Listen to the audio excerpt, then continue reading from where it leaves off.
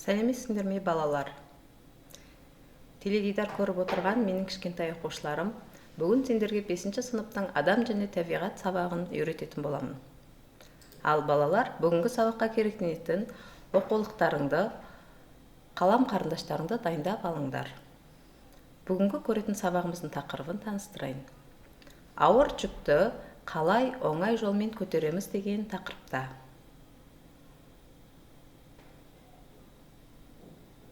Ал енді балалар суретке назар аударайық. Бұнда ауыр жүкті көтеріп жатқан сурет екен, я? Солай ма балалар?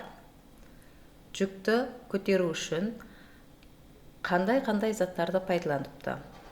Сүйменге ұзын ағашты қолданыпты, және сол ағашты қозғалту үшін астына тіреуіш қолданған екен. Жүк, тіреу нүктесі, басу нүктесі деген негізгі үш атауды естеріңе жақсылап сақтап аласыңдар ғой, жарай ма?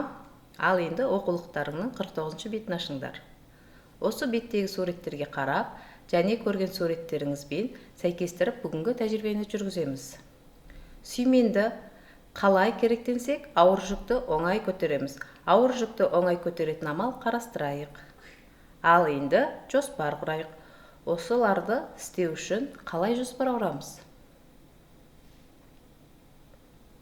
Тіреу нүктесі, жүк, басу нүктесі. Жүк, тіреу нүктесі, басу нүктесі. Ең бірінші тәжірибеміз басу нүктесі мен тіреу нүктесінің орнында қалтырып, жүктің орнын өзгерту. Бұл тәжірибені жасау үшін сендерге мұғалімдерің де бірге істеп көрсетеді. Ал мынау менің тіреу ағашым. Ал мынау менің ұзын ағашым. Яғни сүйменім. Ал бұл жүк.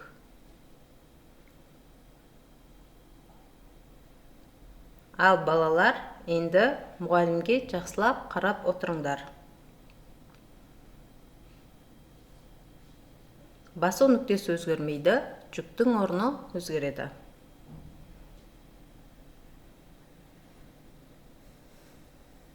Жүк, тіреу нүктесі алыстаған сайын оңай көтеріледі екен. Жүк, тіреу нүктесіне жақындаған сайын аздап жеңілдеу болып барады.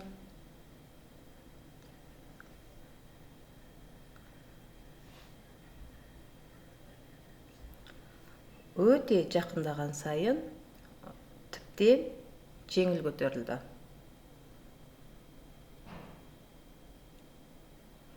Біз жүкті жақындатып, алыстатып көрдік қой балалар. Жеңіл болды ма, оңай болды ма екен дегенді тексердік. Ал енді екінші келесі тәжірибемізге көшейік. Жүк пен тіреу нүктесінің орнында қалтырып, басу нүктесінің орнын өзгертеміз. Яғни, мұғалімнің басу нүктесі өзгереді.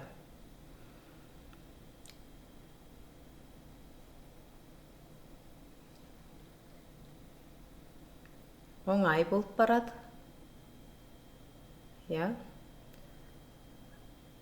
Ал енді, мына жерден басқанда мұғалімге тіптен оңай болды. Осы тәжірибе барысында басу нүктесін өзгерткенге қандай өзгерістер болған дәптерімізге жазып белгілеп отырамыз балалар.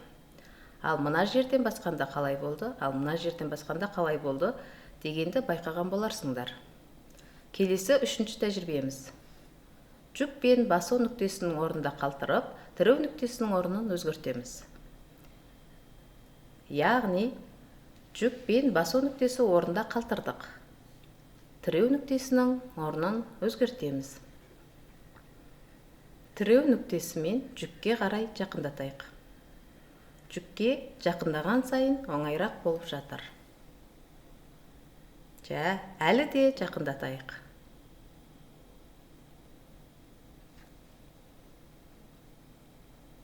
Тіптен жеңіл оңай болды. Балалар, мұғалімнің істеген тәжірибесін дәптерлерге белгілеп, жазып отырыңдар, жарай ма? Және мен тіреу нүктесінің орнын өзгерттім.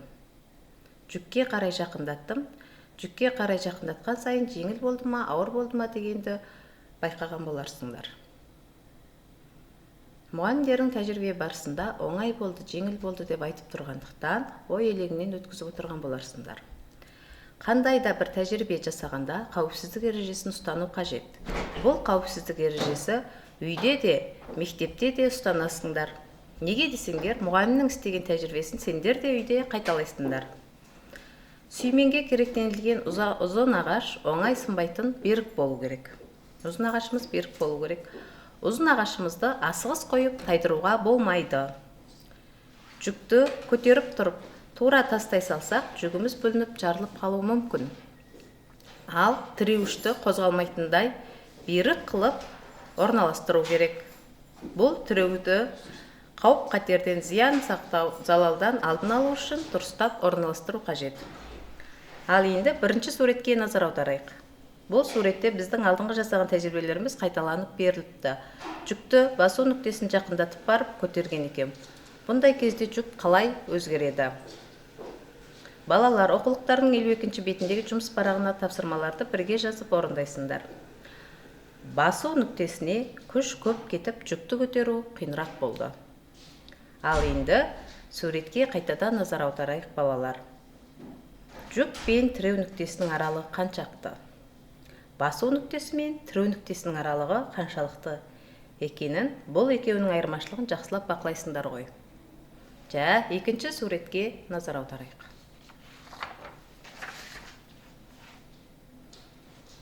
Бұл тіреу нүктесінің орнын өзгерткен екен. Жүктің орны өзгермеген. Үстіндегі суреттегі тәжірибеге салғастырып қарап, келесі тапсырманы толықтырып жазайық.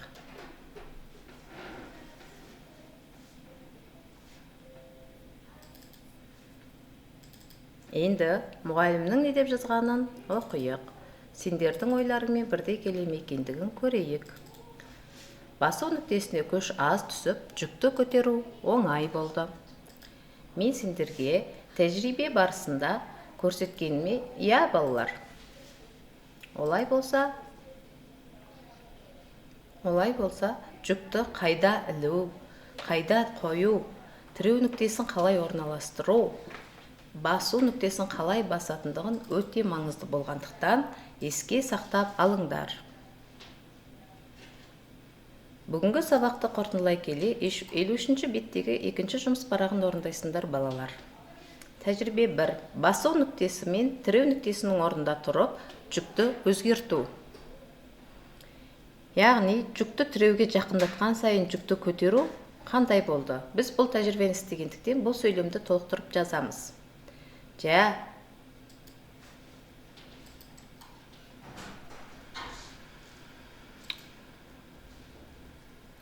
Осылай болған екен. Нәтижесінде жүкті тіреуге жақындатқан сайын жүкті көтеру оңай болды. Тәжірибе 2. Жүк пен тіреу нүктесінің орнында қалтырып, басу нүктесінің орнын өзгертеміз.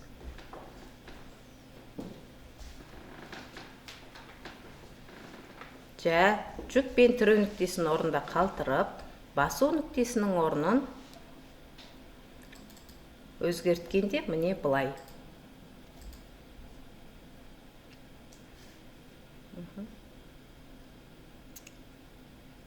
Нәтижесінде басу нүктесін тіреуден алыстатқан сайын жүкті көтеру оңай болды. Тәжірибе 3. Жүк пен басу нүктесінің орнында қалтырып, тіреу нүктесінің орнын өзгертеміз.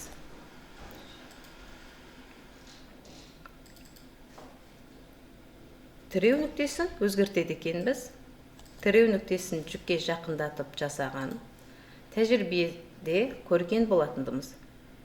Дәл осы кезде қалай өзгергендігін байқаған боларсыңдар. Нәтижесінде тіреуді жүкке жақындатқан сайын жүкті көтеру оңай болды. Балалар, дәптерлеріңе жазып алыңдар. Оқушы баттың тапсырма орындаған дәптерін бақылаңдар. Оқулықтарының 49-шы бетіндегі суретке назар аударайық. Тура біздің жасаған тәжірибемізге сәйкес келеді екен. Ауыр жүкті бала көтеріп арбаға қойған екен. Бұны қалай оңай жолмен көтеруге болады екендігін бақылап, оқулықтарыңды жақсылап оқып зерттеңдер.